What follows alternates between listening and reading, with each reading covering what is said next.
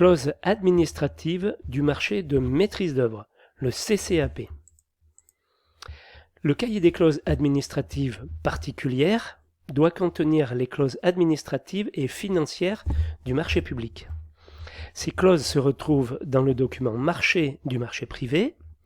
C'est en particulier dans le CCAP que se trouve la clause d'incitation au respect des dépenses de travaux, avec notamment la définition des seuils de tolérance accordés aux maîtres d'œuvre. Un CCAP approximatif peut être source de conflits.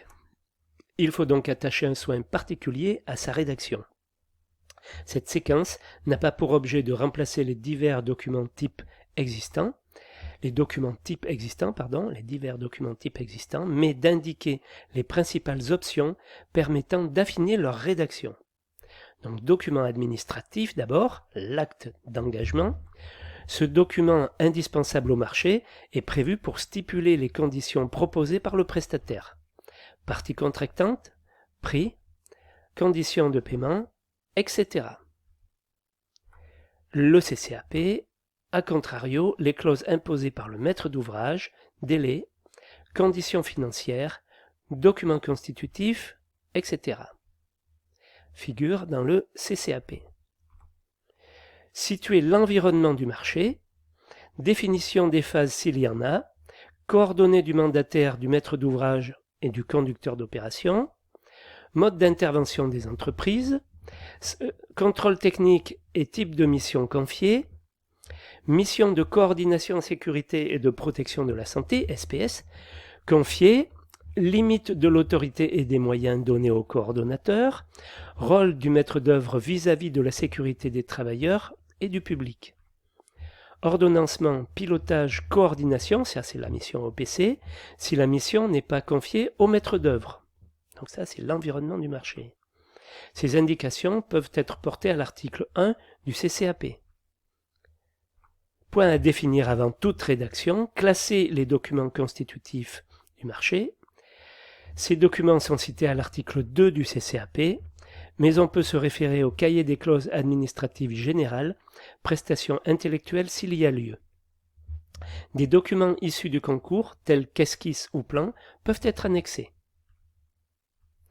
Proposer des clauses d'incitation à l'obtention de performance, respect à l'appel d'offres des entreprises du montant prévisionnel défini à la fin de l'avant-projet définitif par le maître d'œuvre, respect du montant des marchés des travaux jusqu'au décompte définitif, autres performances sur l'acoustique, l'isolation thermique, modalités de contrôle, fixation des sanctions en cas de non-respect, clause de pénalité.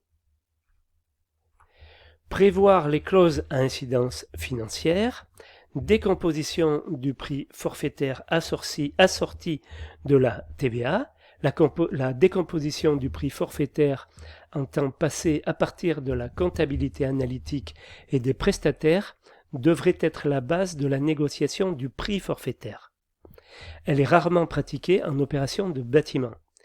Il convient d'utiliser la formule classique comprenant une partie fixe de 15% et l'index ingénierie comme base d'indexation pour les différentes augmentations, changements de prix. Elle est indispensable pour effectuer les paiements, bien sûr. Indexation du prix, il sera toujours révisable étant donné la donnée des études de maîtrise d'œuvre. Alors l'indexation du prix, comme je vous l'indiquais, a une partie fixe de 15% et puis le reste en fixe.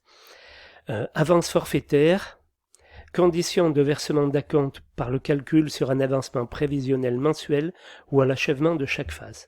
Donc, toute cette partie financière, ne vous faites pas de soucis, c'est de la facturation.